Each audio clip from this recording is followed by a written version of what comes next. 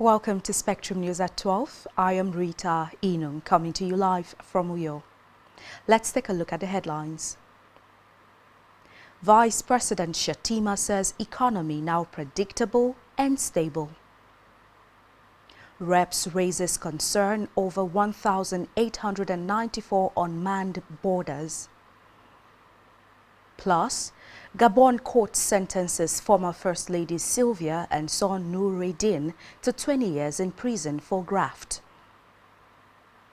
Details of these stories and more in a moment.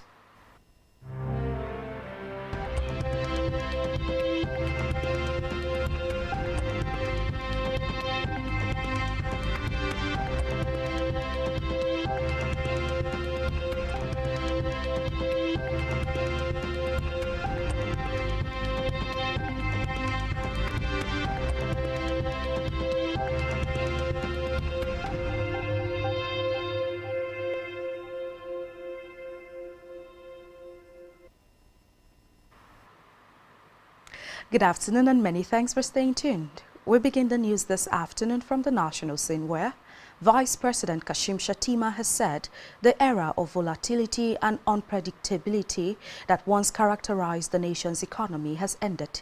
He credited the ongoing reforms of President Bola Ahmed Tinubu's administration for restoring stability and investors' confidence. Shettima spoke yesterday in Abuja at the opening of the Digital Nigeria International Conference and Exhibition. The Vice President noted that the current administration has been compelled to take bold decisions in response to global economic uncertainties marked by shocks, shifting alliances, and the rapid displacement of traditional jobs by emerging technologies. Away from that, the federal government has inaugurated the Inter-Ministerial Committee on the Ban of Single-Use Plastic (SOPs), marking a significant step towards environmental sustainability and waste management reform in the country. In his inaugural speech, the Secretary to the Government of the Federation, Senator George Akume, said the ban was an initiative that aligned with Nigeria's commitment to global environmental standards and the resolve to reduce plastic pollution that posed serious threats to public health, ecosystem, and marine life.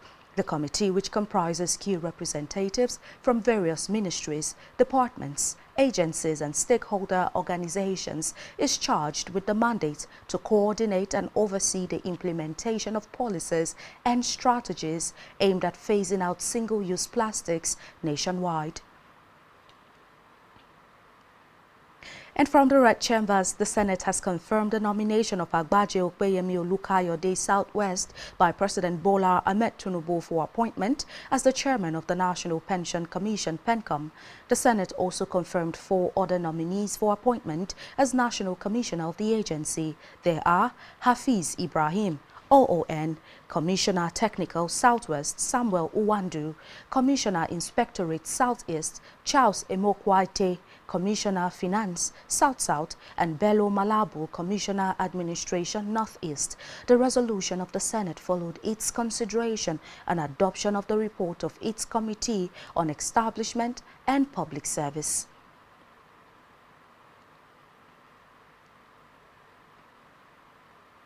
And now to the Green Chamber, where the House of Representatives has expressed concern over the alarming rate of Nigeria's border security, revealing that 1,894 out of the country's 1,978 official entry points remain unmanned, a situation lawmakers said has left the nation dangerously exposed to criminal activities. The chairman of the House Ad Hoc Committee on Border Security, Isa Anka, raised the alarm during the inauguration of the committee in Abuja. He warned that the country was increasingly vulnerable to illegal arms proliferation, human trafficking, and drug smuggling due to its porous borders. Anka identified several factors responsible for the weak border control, including inadequate funding, obsolete surveillance equipment, shortage of personnel, and difficult terrains such as forests, rivers, deserts, and mountains. According to him, despite the federal government spending over 9 trillion naira on security in recent years, the expected improvement in national security has not been achieved. In a separate development, the Minister of State for Education, Professor Suwaiba Said Ahmed, has said the Federal Unity Colleges are ready to integrate artificial intelligence into their teaching activities. She said the colleges have the necessary facilities, adding that there are provisions also to ensure that the resources needed are provided to the schools. The minister said the government will train teachers and principals on how to effectively implement the program into the new curriculum. Ahmed spoke yesterday in Lagos at this year's annual general meeting AGM of principals of the Federal Unity Colleges hosted by the Southwest Zone. In another development, a coalition of Nigerian military veterans has asked the Federal Ministry's capital the Minister of the Federal Capital Territory, Nyesom Wike, to apologize to the young naval officer for using abusive language on him during a recent confrontation between two during an enforcement visit to a disputed land in Abuja. In a video which had earlier gone viral, the minister was seen in a heated exchange with some naval personnel at a site in the FCT. Wike had visited the location as part of an enforcement operation and questioned the presence of military personnel allegedly guarding the land. According to the footage, Wike accused the officers of supporting an illegal development, while one of the naval personnel insisted they were acting on orders and that the land belonged to a former chief of naval staff. In a statement by its spokesperson Abiodun Durowaye Herberts, the coalition of the military veterans criticized Wike for verbally insulting the officer during the encounter. He maintained that a uniformed officer represents the authority of the Nigerian state, adding that disrespecting such an officer undermines public institutions.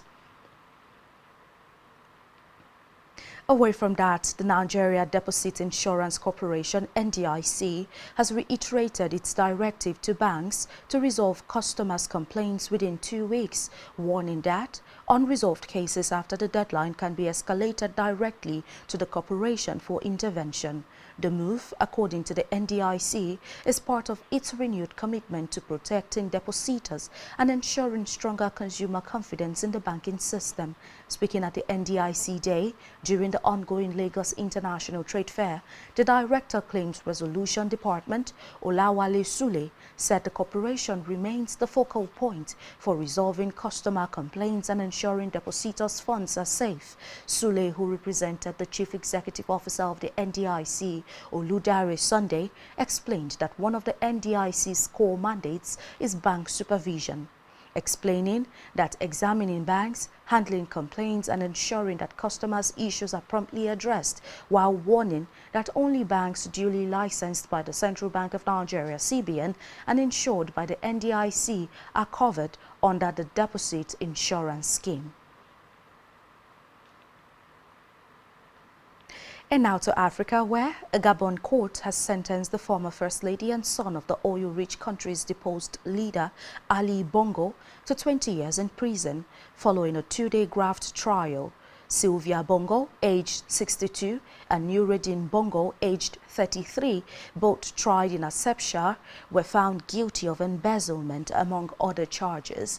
The wife of Ali Bongo, whose family allegedly ruled the Central African country with iron fist for 55 years, have been accused of manipulating her husband to embezzle taxpayers' money. However, she denied all of the charges. And still in Africa, Egypt's top diplomat has met with Sudan's military leader in a renewed push to advance a ceasefire plan as the war-torn nation faces a catastrophic humanitarian situation following the paramilitary capture of a key Darfur city. Egyptian Foreign Minister Abad Abdelati met with General Abdel Fattah Burhan in Port Sudan, reiterating Cairo's condemnation of atrocities in El Fasher and stressing the need to commit to the peace plan announced in September by a quartet including the US, Egypt, Saudi Arabia and the United Arab Emirates. The proposed plans envisions a 3-month humanitarian truce followed by a 9-month political process to resolve the conflict that has killed at least 40,000 people and displaced about 12 million people. On the foreign scene, U.S. President Donald Trump has asked the U.S. Supreme Court to review the $5 million civil judgment that found he allegedly defamed and sexually abused writer E. Jean Carroll. Trump's legal team argues that the trial judge, Lewis Kaplan, wrongly allowed evidence that unfairly influenced the jury's opinion of him. However, a federal appeal court upheld the jury's decision last year, ruling that Judge Kaplan did not make any errors that justified a new trial. Meanwhile, E. Jean Carroll had accused Trump of sexually assaulting her in the 1990s and later defaming her by calling her claims a husk on social media, an allegation Trump has consistently denied. And still on the foreign scene, France's Foreign Minister Jean-Noel Barrot has criticized military operations in the Caribbean at a G7 meeting yesterday as the deployment of a U.S. aircraft carrier strike group escalated on arms buildup in the region. Speaking to reporters at the start of the group at the 7th gathering in Canada, Barrot says it was crucial to avoid instability caused by potential escalations after Venezuela warned the U.S. deployments could trigger a full-blown conflict. The comments came after the USS Gerald Ford, the world's largest aircraft carrier, entered an area under the control of the U.S. Naval Forces Southern Command, which encompasses Latin America and the Caribbean.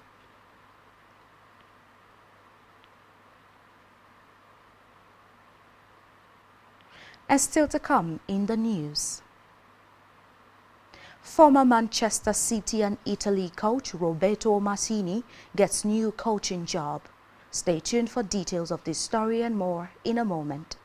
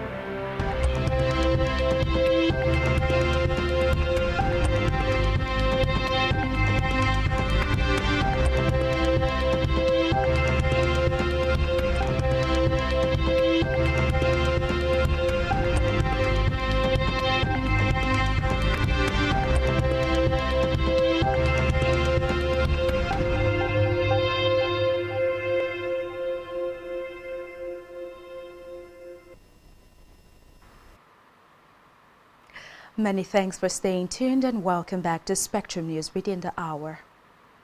Continuing from the business scene, the Minister of Finance and the Coordinating Minister for the Economy, Wale Edu, has assured stockbrokers and the investing community that the outcomes of the engagement on capital gains tax would be in the interest of Nigeria and Nigerians. Edu gave the assurance at the closing gong ceremony to commemorate the listing of the Ministry of Finance Incorporated Real Estate Investment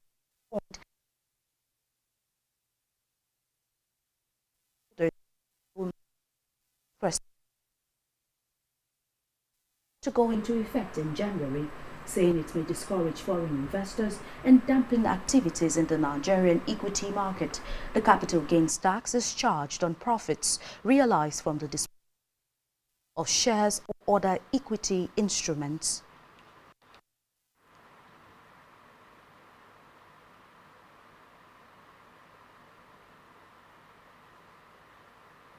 In health, the federal government says deductions made from the civil servants were due to the commencement of authority NIA. In a circular, the government explained that the mandatory NHIA deductions began in October, leading to the reduction notice across ministries, departments and agencies. The circular was titled Implement Insurance Scheme. Federal workers on social media over unexplained salary cuts ranging from 1,000 naira to 2,000 naira.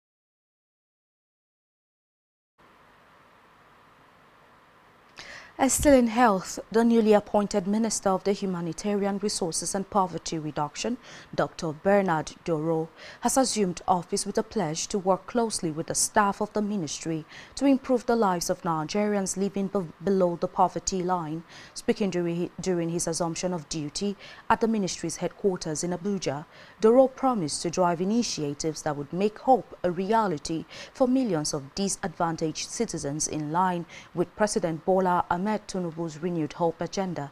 He said by statistics, the country has over 60% of Nigerians living in multi-dimensional poverty, and he believes Nigeria can do better with the resources it has as a country.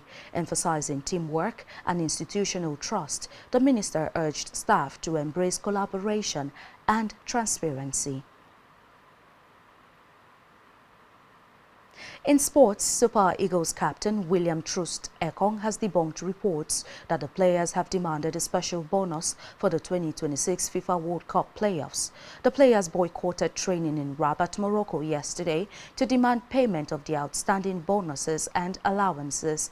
According to reports, the Super Eagles are awaiting a quick resolution to continue the preparation for Thursday's game with Gabon.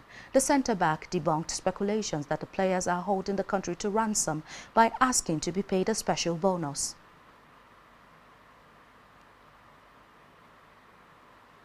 And still in sports, former Manchester City and Italy coach Roberto Mancini has accepted a coaching job with Al Sadd, according to Fabrizio Romano. Mancini will fly to Doha today to sign in as the new Al Sadd head coach. The 60-year-old is making a return to the Middle East, having been briefly the manager of the Saudi Arabia national team from August 2023 to October 2024. Meanwhile, his contract with Al Sadd is meant to run until May 2026. On our entertainment news, ace rapper Olamide has revealed the role that late indigenous rapper Da Green played in his career. Speaking on the impact of Da Green in a recent video broadcast, the YBNL boss admitted that the late rapper influenced him and a lot of other rappers. Olamide revealed that he listens to Da Green's critically acclaimed album CEO for inspiration whenever he is experiencing a writer's block. And that's all we have for you on the news at this time. Do ensure to follow us on social media and subscribe to our YouTube channel, all of which you can find on our website, spectrumtvlive.ng. You have been watching Spectrum News at 12. I am Rita Eno. Enjoy the rest of your day.